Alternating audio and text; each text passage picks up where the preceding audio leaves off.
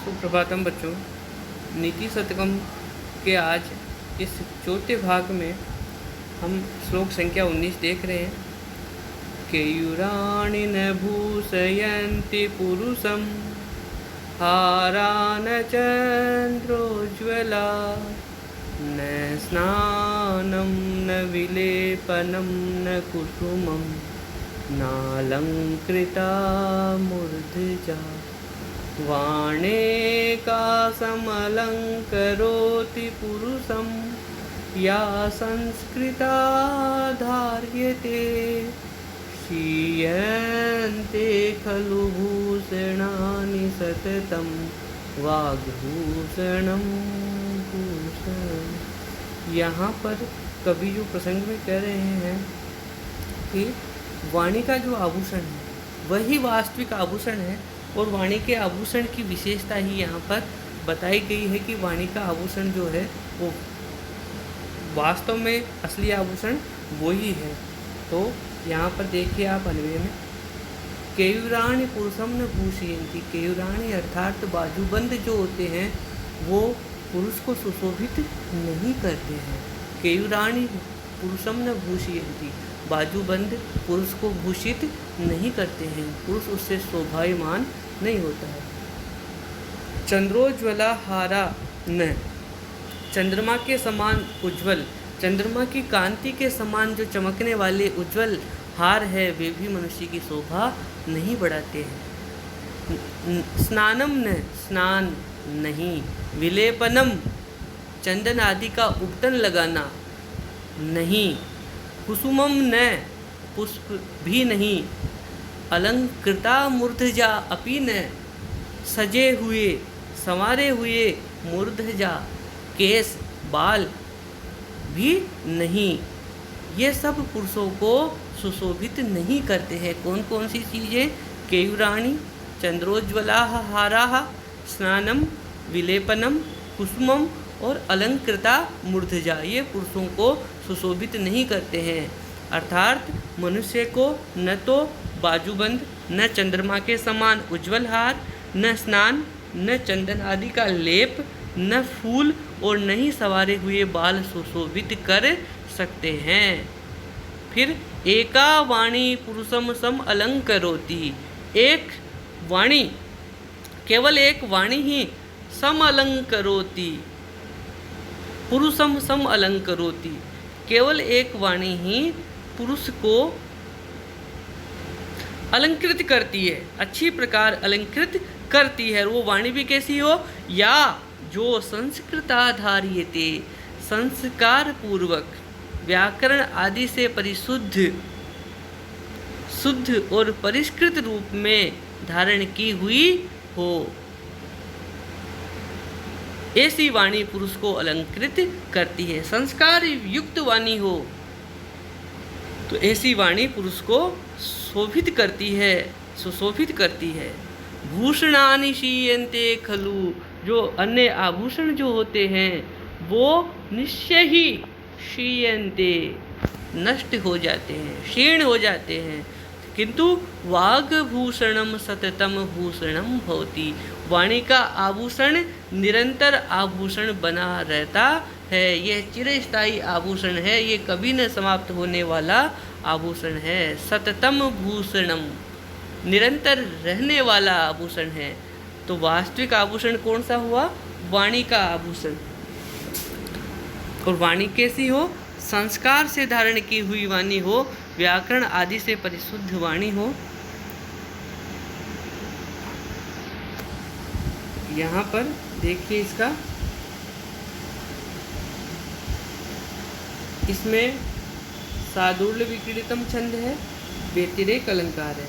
कहा गया है कि बाजूबंद आदि आभूषण जो होते हैं धन दौलत के नष्ट होने के साथ ही नष्ट हो जाते हैं, किंतु परिशुद्धि वाणी रूपी आभूषण सदा बना रहता है। अतः वाणी ही मनुष्य का सर्वोत्तम और स्थायी आभूषण है। फिर आगे देखिए श्लोक संख्या 20। विद्यानाम नरस्य रूपमधिकं प्रच्छन्न गुप्तं धनम, विद्या भोग करी यस सुख करी विद्या गुरूणां गुरु। विद्या बन्धुजनो विदेशगमने विद्या परा देवता।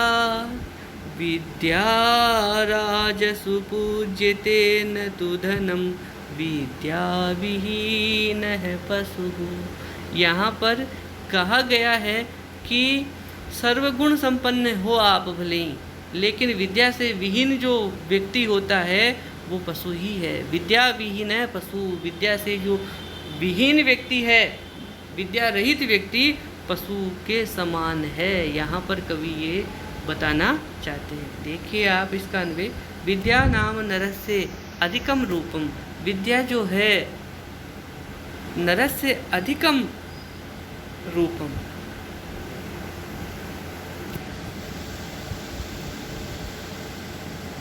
विद्या मनुष्य की अत्यधिक सुंदरता है, उसका रूप है। तो विद्या नरस्य अधिकम रूपम। विद्या मनुष्य की अत्यधिक सुंदरता है।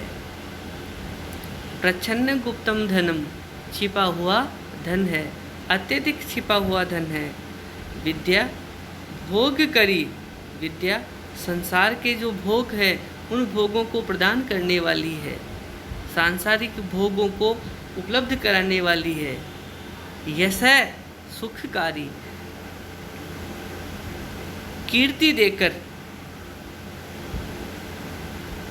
मानसिक और भौतिक सुख देने वाली है। यश और सुख प्रदान करने वाली है। विद्या गुरुनाम गुरु। विद्या गुरुओं की भी गुरु है। विद्या विदेश गमने बंधु जन। विदेश जाने पर बंधु के समान है, सगे संबंधियों के समान सहारा देने वाली है। विद्या परा देवता। विद्या सबसे बड़ा देवता है, सबसे महान देवता है। विद्या राजसु पूज्यते। विद्या को राजा भी पूजता है, विद्या की राजा भी पूजा करता है। धनम तूने, धन की नहीं। विद्या राजा की राजसभाओं में भी पूज्य होती है, धन की नहीं। तो विद्या विहीन है पशु। उस विद्या से रहित मनुष्य पशु होता है। तो यहाँ पर कह रहे कि विद्या ही मनुष्य की श्रेष्ठ सुंदरता है। विद्या नाम नरस्य रूपम। विद्या मनुष्य का रूप है। विद्या ही छिपा हुआ सुरक्षित धन है। विद्या नाम नरस्य रूपम अधिकम प्रच्छन्न गुप्तम धनम। उसका छिपा हुआ धन भी विद्या ही है। विद्या ही भोग्य योग्य वस्तुओं को देने वाली है, भोग की वस्तुओं को उपलब्ध कराने वाली है। भोग करी, यश सुख करी। यश यानी कीर्ति और सुख प्रदान करने वाली है। विद्या पूज्यों द्वारा भी पूजित होती है। विद्या भोग करी, यश सुख करी।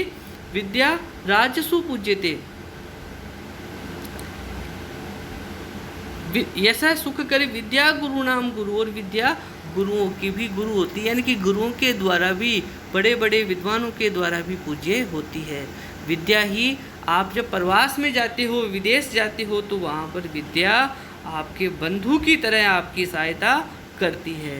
विद्या उत्कृष्ट देवता है, सबसे बड़ा देवता है।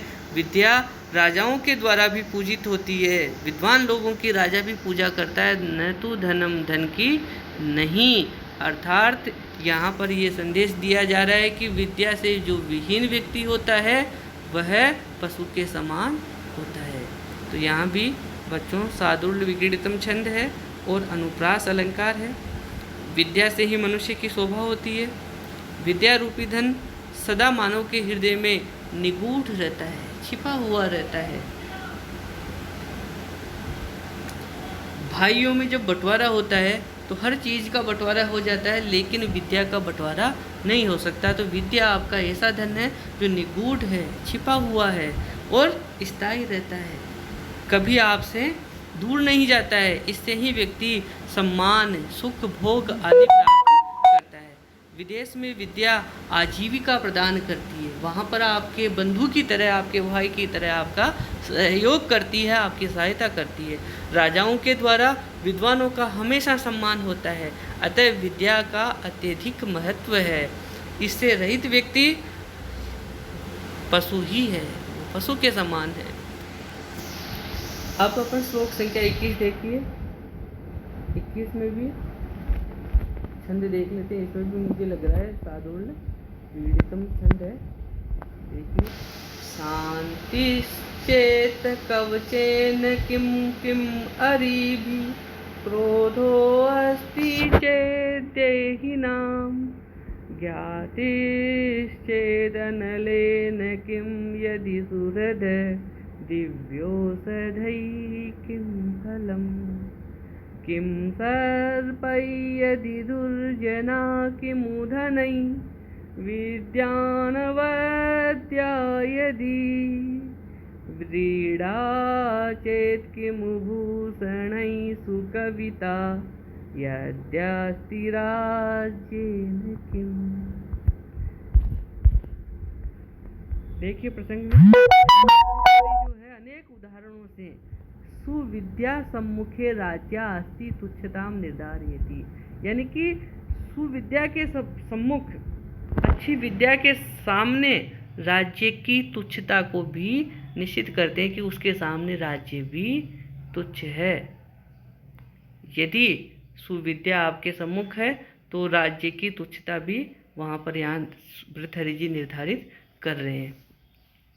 देखिए, देहि नाम शांति चेत कवचेन, देहि नाम शांति, मनुष्यों को शांति हो, शांति सहनशीलता क्षमा चेत यदि हो तो कवचेन किम, तो कवच से क्या लाभ।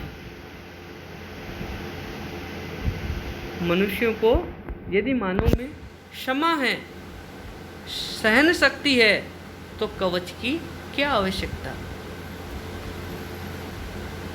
क्रोध है अस्ति, क्रोध है चेत अरिभि किम, तो शत्रुओं की क्या आवश्यकता।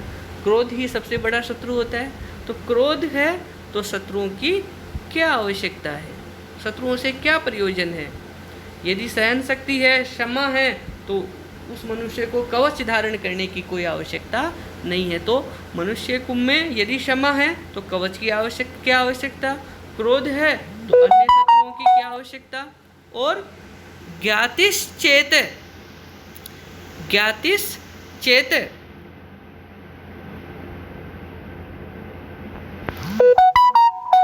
बंधु बांधव हो, ज्ञाति हो, सुजन हो, अपने स्वजन हो, तो अनलेन किम, तो अग्नि की क्या आवश्यकता। यहाँ पर कह रहे हैं कि बंधु बांधव हो तो आग की क्या आवश्यकता। भाई बंधु जो होते हैं वे अग्नि का कार्य कर देते हैं। तो यदि आपके बंधु बांधव हो तो अनलेन किम, तो अग्नि की क्या आवश्यकता। यदि सुहृदय और यदि अच्छा मित्र हो तो दिव्य औषधि किम, दिव्य औषधियों की क्या आवश्यकता, दिव्य उत्तम औषधियों की क्या आवश्यकता। यदि दुर्जनाः सन्ति, और यदि दुष्ट व्यक्ति है, दुर्जन आपके संपर्क में है, तो सर्पै किम, तो सर्पों की क्या आवश्यकता। आवश्यकता ही नहीं है, वे दुर्जन व्यक्ति ही सर्प का काम कर देंगे। यदि अनवद्या विद्या अस्ति, और यदि निर्दोष विद्या हो, अनवद्या यानी निर्दोष विद्या आपके पास है, तो धनै किम, तो धन की क्या आवश्यकता। यदि निर्दोष विद्या आपके पास है तो धन की क्या आवश्यकता। व्रीड़ा चेत, और यदि लज्जा है तो भूषणै किम, तो आभूषणों की क्या आवश्यकता। यानी कि लज्जा जो है वो सबसे बड़ा आभूषण है। व्रीड़ा चेत भूषणै किम, व्रीड़ा अर्थात लज्जा। यदि सुकविता अस्ति, और यदि सुकविता है, सुकविता अच्छी कविता, तो राज्येन किम फलम अस्ति, तो राज्य की क्या आवश्यकता है। अर्थात सुकविता, सुंदर कविता हो तो फिर राज्य से क्या प्रयोजन है। बच्चों इसका हिंदी अर्थ देखिए। यदि मानव में क्षमा है तो कवच की क्या आवश्यकता है। यदि क्रोध है तो शत्रुओं से क्या प्रयोजन है। कहने का मतलब क्रोध ही सबसे बड़ा शत्रु है। यदि बंधु बांधव है तो आग की क्या आवश्यकता है, अर्थात बंधु बांधव ही अग्नि का कार्य करते हैं। यदि मित्र है तो उत्तम औषधियों की क्या आवश्यकता, तो सर्वोत्तम औषधि है मित्र। यदि दुर्जन है तो सर्प से क्या काम, तो सबसे बड़ा सर्प कौन है, दुर्जन व्यक्ति, दुष्ट व्यक्ति। यदि निर्दोष विद्या है तो धन की क्या आवश्यकता, यदि लज्जा है तो आभूषणों की क्या आवश्यकता, और यदि सुंदर कविता आपके पास है तो फिर राज्य की क्या आवश्यकता। अर्थात सुकविता तथा विद्या सर्वोत्कृष्ट धन है, उससे सभी वश में रहते हैं। तो ये सादुल्य विक्रीडितम छंद का एक उदाहरण था, रूपक अलंकार है इसमें। देखिए, क्षमा रूपी उत्तम गुण से मनुष्य की स्वतः रक्षा होती है। क्रोध मनुष्य का सबसे बड़ा शत्रु है। बंधु बांधव ही संपत्ति के विनाशक होते हैं, इसलिए वे अग्नि की तरह जलाने का काम करते हैं। अच्छे मित्र जो होते हैं वे ही सभी विपत्तियों के निवारक होते हैं। जैसे रोगों में अच्छी जो औषधियाँ होती है वे काम करती है, वैसे ही विपत्तियों में संकट के समय अच्छे मित्र ही साथ देते हैं। दुष्ट व्यक्ति जो होते हैं वे दुर्जन व्यक्ति सर्पों से भी अधिक जहरीले होते हैं। मनुष्य के लिए लज्जा जो है वो ही सबसे बड़ा आभूषण है, और सुकविता सभी को वश में करने वाला साधन है। राज्य की भी आवश्यकता नहीं है फिर तो लौकिक जीवन में मनुष्य को उक्त बातों पर ध्यान रखना चाहिए। फिर आगे देखिए श्लोक संख्या 22। दाक्षिण्यम स्वजने दया परजने साठ्यम सदा दुर्जने प्रीति साधु जने नयो नृपजने विद्वज्जने चार्जवम् शौर्यं शत्रुजने क्षमा गुरुजने नारीजने धृष्टता एचेवं पुरुषा कलासु कुशलाः ते स्वेव लोकस्थिति। यहाँ पर अनेक कलाओं में जो निपुण व्यक्ति है उनकी लोक स्थिति का कवि अच्छी तरह से वर्णन कर रहे हैं। अनेक कलाओं में निपुण व्यक्ति की लोक स्थिति का कवि यहाँ पर वर्णन कर रहे हैं। देखिए, स्वजने दाक्षिण्य, अपने लोगों पर उदारता रखनी चाहिए। कहा भी गया है कि जो अपने जो बंधु बांधव होते हैं उन पर उदारता रखनी चाहिए। परिजने, सेवक लोगों पर दया भाव रखना चाहिए। दुष्ट लोगों के साथ सदा हमेशा साठ्यम, सठता यानी कि दुष्टता का ही व्यवहार करना चाहिए। जैसे लोग होते हैं यदि वो दुर्जन है, सठ है, उनके साथ सठता का ही व्यवहार करना चाहिए। साधु लोगों के साथ, सज्जन लोगों के साथ प्रीति का प्रेम का व्यवहार करना चाहिए। नृपजनई, राजवर्ग के साथ नए नीतिपूर्वक व्यवहार करना चाहिए। और विद्वान जो लोग हैं, विद्वान लोगों के साथ आर्जवम, सरलता का, नम्रता का व्यवहार करना चाहिए। शत्रुजनों यानी कि शत्रु लोगों के ऊपर, दुश्मनों के ऊपर, शत्रुओं के साथ शौर्यम, पराक्रम का व्यवहार करना चाहिए। गुरुजने और पूज्यजनों के विषय में, गुरुजनों के विषय में सहिष्णुता का, सहनशीलता का व्यवहार करना चाहिए। और नारी जने, स्त्री जनों के प्रति स्वप्रभुत्व संस्थापन हेतु, अपने प्रभुत्व की स्थापना के हेतु धृष्टता यानी प्रगल्भता का व्यवहार करना चाहिए, धृष्टता का व्यवहार करना चाहिए। इस प्रकार जो लोग लोक व्यवहार की कलाओं में निष्णांत है, ऐसे लोगों पर ही लोक की स्थिति है। तो इस प्रकार से जो ये है लोक स्थिति की, कैसे लोगों की लोक में, इस संसार में स्थिति होती है, वे इस संसार में बने रहते हैं। तो देखिए, अपने जो बंधु बांधव है, स्वजन है, उनके प्रति दाक्षिण्य का व्यवहार, दाक्षिण्य की भावना यानी कि उदारता की भावना रखिए। अपने बंधु बांधवों के साथ उदारता, सेवकों के साथ दया, सेवक वर्गों के साथ दया, दुर्जनों के साथ सटता। सटता यानी कि जैसे दुष्ट लोग आपके साथ बुरा व्यवहार करते हैं तो उनके साथ बुरा ही व्यवहार करो। दुष्टों के साथ सटता का व्यवहार। सज्जनों के प्रति प्रेम, राजवर्ग के प्रति नीति, विद्वानों के साथ सरलता, शत्रुओं के साथ पराक्रम, गुरुजनों के साथ सहिष्णुता और स्त्रीजनों के प्रति धृष्टता का व्यवहार उचित है। इस प्रकार जो लोक व्यवहार की कलाओं में निष्णांत है, प्रवीण है, ऐसे लोगों पर ही लोक की स्थिति है। तो बच्चों यहाँ पर भी सादृढ़ विक्रीड़ितम छंद है और काव्यलिंग अलंकार है। देखिए यहाँ पर विशेष में दिया हुआ है, मानव समाज में विभिन्न चित्त वृत्तियों वाले लोग होते हैं, अतः सबके साथ उचित व्यवहार करने तथा लोक व्यवहार में कुशलता पाने के लिए मनुष्य को बंधुजनों से उदारता का व्यवहार, सेवकों के प्रति दया का व्यवहार, दुर्जनों के प्रति धूर्तता का व्यवहार, सज्जनों से प्रेम, राजाओं से नीतिज्ञता, विद्वानों से विनम्रता, शत्रुओं से पराक्रम और गुरुजनों से क्षमाशीलता, स्त्रियों से प्रगल्भता का व्यवहार करना चाहिए। इन गुणों को धारण करने वाले लोग ही लोक मर्यादा की रक्षा कर पाते हैं। अब आगे के जो श्लोक हैं हम इससे आगे आने वाले वीडियो में पढ़ेंगे। धन्यवाद।